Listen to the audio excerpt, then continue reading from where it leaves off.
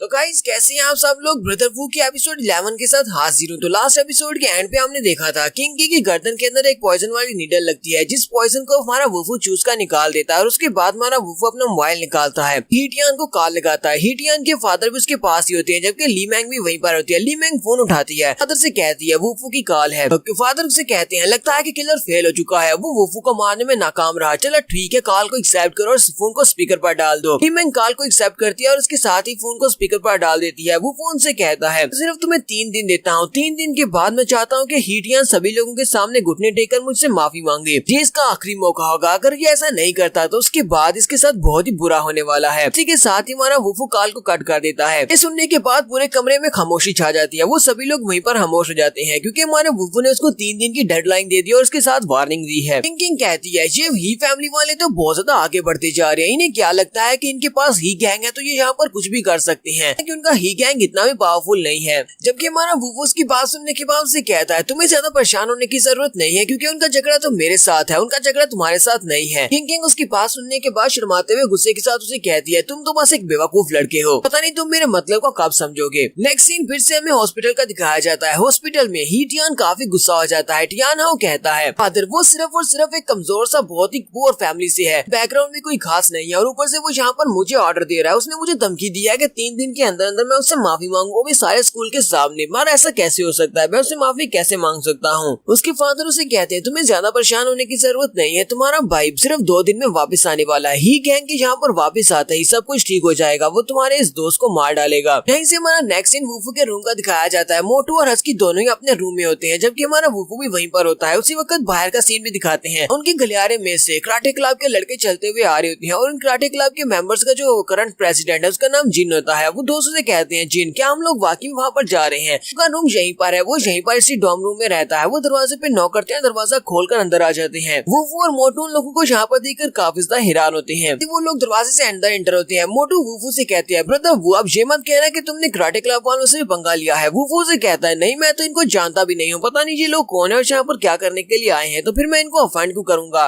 तो karate club के president जिनके साथ उसका एक दोस्त होता है वो उसे कहता है ब्रदर जिन है कि यही वो लड़का वुफू है जिसको हमारे प्रेसिडेंट ने सबक सिखाने के लिए कहा था, चलो जल्दी से उसको सबक सिखाते हैं। दिखने में तो ये जरा भी खास नहीं दिखाई दे रहा, लगता है ये काफी कमजोर है, लेकिन फिर भी इसने हमारे प्रेसिडेंट की फैमिली के साथ पंगा लिया है, तो इसका मतलब यह है कि ये काफी ज्यादा स्ट्रॉन्ग भी हो सकता है, इसके पास कुछ स्किल्स हो सकते हैं। तो वुफू उनकी बात सुनने के बाद कहता है तुम लोग यहाँ पर किस प्रेसिडेंट की बात कर रहे हो, तुम्हारे कराटे क्लब का प्रेसिडेंट कहीं हीटियान हाउ तो नहीं है। तो जिन उसे कहता है हाँ तुमने बिल्कुल ठीक समझा, हीटियान हाउ हमारे कराटे क्लब का प्रेसिडेंट है। जब वो यहाँ पर नहीं होता तो उसकी गैर मौजूदगी में यहाँ पर मैं इस कराटे क्लब का प्रेसिडेंट होता हूँ, मेरा नाम जिन हाउ है। इसी वक्त कराटे क्लब के 2 लड़के जल्दी से आगे बढ़ते हैं और वुफू से कहते हैं लड़के तुम्हारी हिम्मत कैसे हुई हमारे प्रेसिडेंट हीटियान हाउ का नाम इस तरह कैजुअली लेने की। जबकि हमारा वुफू भी काफी ज्यादा एक्साइटेड हो जाता है और कहता है उस कमीने ने फिर से यहाँ पर कचरा लोगों को भेज दिया, मुझे तो लगा था कि वो किसी प्रोफेशनल किलर को दोबारा से भेजेगा। वो दोनों कराटे क्लब के मेंबर्स जैसे उसके करीब पहुंचते हैं, हमारा वुफू जल्दी से एक वाले को किक मारता है जिससे वो उड़ता हुआ पीछे जाकर गिरता है। तो ये सभी लोग वहीं पर खड़े होकर उसी की तरफ देख रहे होते हैं, जबकि वो लड़का चिल्लाकर उनसे कहता है तुम सभी गधे यहाँ पर खड़े खड़े क्या कर रहे हो, चलो जल्दी से आगे बढ़ो और जाकर इसको मार डालो।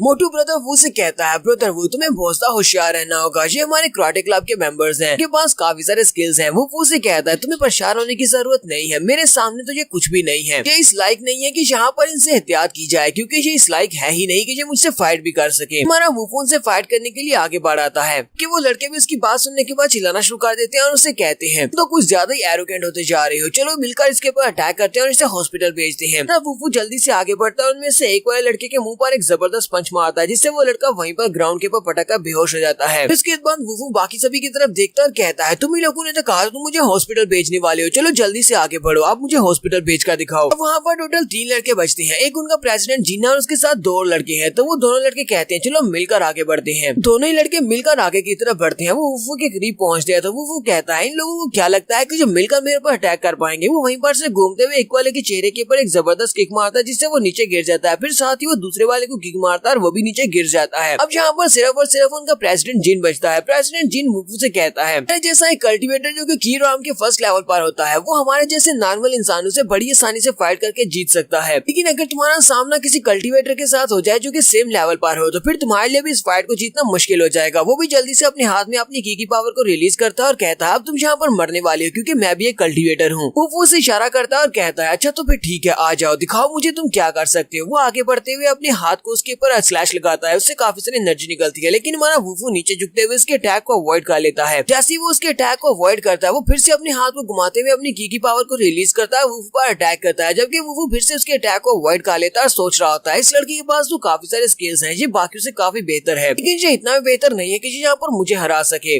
जिन जैसे ही अपने हाथ के अंदर पावर को रिलीज करते हुए तीसरी बार हमारे वुफू पर अटैक करने लगता है, उसी वक्त हमारा वुफू उसके पेट में एक जबरदस्त पंच मारता है अपनी की पावर को रिलीज करते हुए। ये पंच इतना ज्यादा पावरफुल होता है कि जिन वहीं पर नीचे गिर जाता है। गिरने के बाद वो उठकर दरवाजे में खड़ा हो जाता है, जबकि उसका दोस्त पूछता है ब्रदर जिन क्या तुम ठीक हो। उसी वक्त हमारी किंग भी दरवाजे के बाहर से गुजरकर जा रही होती है। प्रेसिडेंट जिन हमारे वुफू से कहता है अब तुम नहीं बचोगे, मैं तुम्हें मार डालूंगा, जबकि किंग उसकी तशरीफ पर किक मारते हुए कहती है तुम यहाँ पर क्या कर रहे हो। तो जैसे प्रेसिडेंट जिन पीछे की तरफ देखता है तो वहाँ पर किंग खड़ी होती है, वो उसे देखकर काफी घबरा जाता है। किंग उसे कहती है तुम्हें किसने कह दिया कि तुम यहाँ पर मेरे मार्शल आर्ट्स क्लब के लड़कों को आकर बुली कर सकते हो, तुम्हारे पास इस बात का अप्रूवल है, तुमने आकर मेरे लड़के के ऊपर अटैक क्यों किया। बाकी ये सभी लड़के भी काफी घबरा जाते हैं और कहते हैं तो इस बात का मतलब यह है कि ये लड़का मार्शल आर्ट्स क्लब का एक मेंबर है। प्रेसिडेंट जीन उसे कहता है इस सब का तुम्हारे मार्शल आर्ट्स क्लब के साथ कोई भी ताल्लुक नहीं है, हम तो सिर्फ इस लड़के से बदला ले रहे हैं, इसलिए तुम अपनी जू फैमिली को इस सब से दूर रखो। किंग उससे कहती है तुम सभी लोग यहाँ पर इतने ज्यादा एरोगेंट इसीलिए हो क्योंकि तुम्हें लगता है कि ही गैंग वापस आने वाला है, तो क्या वो वापस आकर सारे झंडे उखाड़ देगा। कहीं पर उसका इंतजार कर रही हूँ, वो आकर क्या कर लेगा। जिन उसकी बात सुनने के बाद वहाँ से वापस मुड़ जाता है और उससे कहता है जी यहाँ पर खत्म नहीं होगा, हम लोग तुमसे भी इस बात का बदला लेंगे। किंग उसे कहती है हमारा मार्शल आर्ट्स क्लब हमेशा ही रेडी रहता है, जब भी तुम्हें बदला लेना हो हमारे पास आ जाना। जिन बाहर निकलने के बाद वुफू से कहता है तुम्हारे जैसा एक कचरा हमेशा कचरा ही रहता है, तुम अभी भी एक औरत के पीछे छुप रहे हो, तुम्हें इस लड़की के पीछे छुपने की जरूरत नहीं है। अगर तुम्हारे अंदर हिम्मत है तो मुझसे 1-on-1 फाइट करो, कोई भी इंटरफियर नहीं करेगा, फाइट करने के लिए मेरे साथ आ जाओ। जबकि मोटू वुफू से कहता है ब्रदर वो इसकी बात को मत मानना, मुझे लगता है जो तुम्हें किसी जाल में फंसाने की कोशिश कर रहा है, इसके साथ मत जाना। तुम्हारा ब्रदर वो उसके चैलेंज को एक्सेप्ट कर लेता है और कहता है हाँ क्यों नहीं, ठीक है मैं तुम्हारे साथ 1-on-1 फाइट करूंगा। किंग भी उसे कहती है कल्टीवेशन लेवल तुमसे ज्यादा है, इसलिए तुम्हें ये सब कुछ करने की जरूरत नहीं है, कहीं ऐसा ना हो कि इसको मारने के चक्कर में तुम खुद ही मार खा लो। लेकिन हमारा वुफू सभी लोगों की बातों को इग्नोर कर देता है और उसके चैलेंज को एक्सेप्ट कर लेता है। तब प्रेसिडेंट जीन उसे कहता है मैं तुम्हारा इंतजार करूंगा स्टेडियम में, हमारे स्टेडियम में वहाँ पर दोपहर के वक्त आ जाना। प्रेसिडेंट जीन अपने साथियों को लेकर वहाँ से पीछे की तरफ मुड़ जाता है, वो लोग वहाँ से चले जाते हैं। तो उन सभी के जाने के बाद हमारा मोटू वुफू से कहता है ब्रदर वो तुमने उसके चैलेंज को एक्सेप्ट क्यों कर लिया, तुम्हें बताया कि ये एक ट्रैप हो सकता है। वुफू से कहता है क्योंकि वहाँ पर मजा आने वाला है, इसी वजह से मैंने उसके चैलेंज को एक्सेप्ट किया है। किंग भी उसे कहती है लगता है कि तुमने यहाँ पर जिंगजुन को बहुत ज्यादा कम आंक लिया है, वो बहुत ही कमीना इंसान है, वो यहाँ पर किसी न किसी ट्रिक को जरूर यूज करेगा तुम्हें हराने के लिए। अगर तुम इस फाइट में हार भी जाते हो तो कोई बात नहीं, हमारे मार्शल आर्ट्स क्लब का नाम खराब नहीं होगा। तो वो उसे कहता है तुम्हें किसने कह दिया कि मैंने तुम्हारे मार्शल आर्ट्स के क्लब को ज्वाइन किया है, मैंने तो तुम्हारे क्लब को ज्वाइन करने का कहा ही नहीं। किंग उसे कहती है मुझे इस बात से फर्क नहीं पड़ता कि तुम ये बात करते हो या नहीं, कि तुमने हमारे मार्शल आर्ट्स क्लब को ज्वाइन किया है या नहीं, मैंने कह दिया कि तुम हमारे मार्शल आर्ट्स क्लब के एक मेंबर हो तो तुम हमारे मार्शल आर्ट्स क्लब के एक मेंबर हो। किंग की दोस्त से कहती है प्रेसिडेंट आपको नहीं लगता कि आप यहाँ पर इस लड़के के साथ जबरदस्ती कर रही हैं, ये कौन सी बच्चों वाली बात हुई।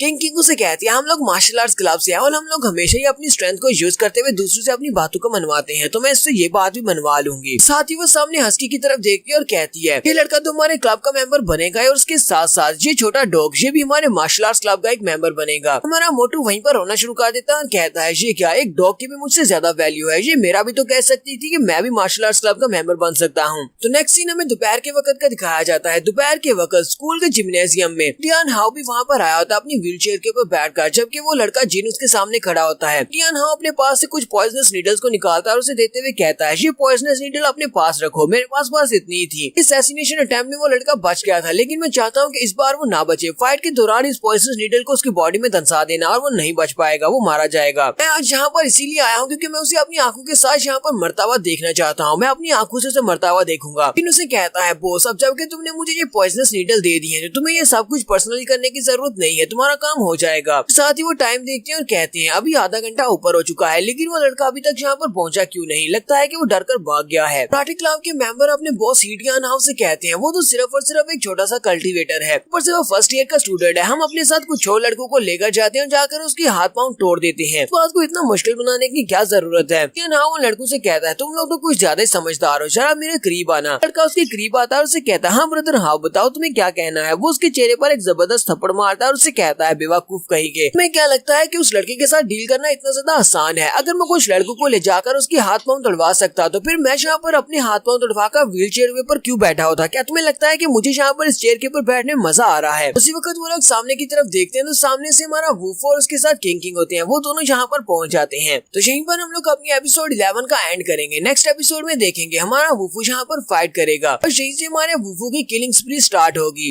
एपिसोड की एक्सप्लेनेशन अच्छी लगी हो तो कमेंट करके जरूर बताइएगा। चैनल को सब्सक्राइब कर दे, वीडियो को लाइक और शेयर कर दे। शुक्रिया।